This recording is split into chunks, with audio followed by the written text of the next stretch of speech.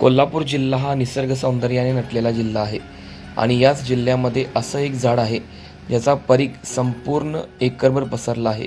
हे एकच झाड संपूर्ण एकरभर परिसरात पसरलेला असून याचा इतिहास काय त्याची माहिती आजच्या व्हिडिओमध्ये घेऊयात.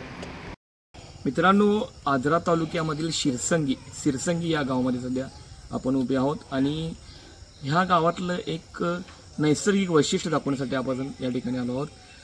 हजारो वर्षापूर्वीचा हा वटवृक्ष आहे आणि दाखवतो तुम्हाला की कितीचा परीघ मोठा आहे. या साईडला बघू शकताय की इथून हा संपूर्ण वृक्ष या ठिकाणी हा पसरलेला या ठिकाणी आहे. पूर्णपणे हा झाड आणि इतकं मोठं झाड आपल्याला कुठेच बघायला मिळत नाही. या ठिकाणी बघायला गेलं तर ग्रामस्थ ह्या झाडाची जोपासना करतात, पूजन करतात आणि हा इतका वडा झाड हा या ठिकाणी परीघ झालेला आहे. गावकऱ्यांच्या म्हणण्यानुसार या ठिकाणी स्त्रिया प्रवेश करू शकत नाहीत. आतमध्ये पादत्राणे घेऊन कोणी प्रवेश केला चालत नाही आणि जर चुकीचं काही घटना घडेल तर हे झाड शिक्षा देतं अशी देखील समजूत या ठिकाणी या वडाच्या झाडाच्या माध्यमातून असणाऱ्या देवाच्या माध्यमातून आहे. नेमकं जे मंदिर आहे किंवा हे जो परीघ आहे तो आपण जरा जवळून बघूयात. चला माझ्याबरोबर.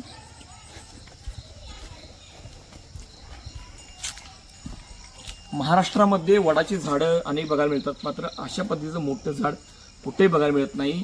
या ठिकाणी जोगवा या चित्रपटातील काही गाण्यांचं शूटिंग देखील झालं होतं आणि बुंदा आपण ह्या झाडाचा आपण खरं तर या ठिकाणी तुम्हाला दाखवणार आहोत. नेमका कसं आहे ह्या साईडला बघू शकताय. ही जोपासना अशा पद्धतीने वृक्ष जोपासना ह्या वडाची केली गेल्या, त्यामुळे हा अवघा परीघ या ठिकाणी भरलेला आहे. आणि आपण पहिला या देवाला, ह्या गोठण देवाला नतमस्तक होऊयात. हा आता बघा, हा बुंदा जो असतोय मी तो उभारलोय आणि माझ्या कितीतरी पटीनं ह्या ठिकाणी हा बुंदा आहे आणि ह्या बुंद्यामुळे ही संपूर्ण जो परिसर आहे, ह्याचा जो परीघ आहे, हा इतका मोठा परीघ ह्या वडाच्या झाडाचा या ठिकाणी झालेला आहे. जागतिक आश्चर्य म्हणजे जेव्हा पूर्वीच्या काळी निसर्ग संरक्षणाची प्रथा निर्माण झाली त्यावेळेला अशा प्रकारच्या झाडांना तोडणे किंवा हे बंधनकारक होत गेलं आणि त्यासाठी काही रूढी परंपरा त्या ठिकाणी जोडल्या गेल्या. त्याच रूढी परंपरा जोडून या ठिकाणी वृक्ष संवर्धन आणि हे जागतिक आश्चर्य या ठिकाणी निर्माण झालं. ह्या गावचा आणि या झाडाचे संबंध जवळ 100-150 वर्षापासूनचा मोठा आहे आणि त्यावेळीपासून हे झाड अस्तित्वात आहे.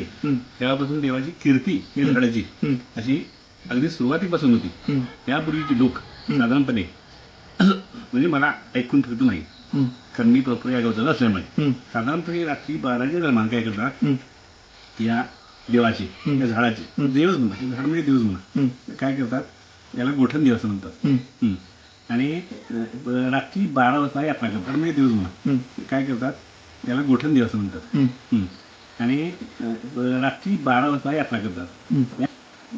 हा देव जबरदस्त जागृत आहे. त्या ठिकाणी शक्यतो लहान मुलांना इथं प्रवेश नाही, लहान मुली शक्यतो येत नाही, मुली मज्जा आहे म्हणजे शक्यतो म्हणजे आपली माहीत असल्यामुळे जवळची लोक मुलींना इथं आणतच नाही.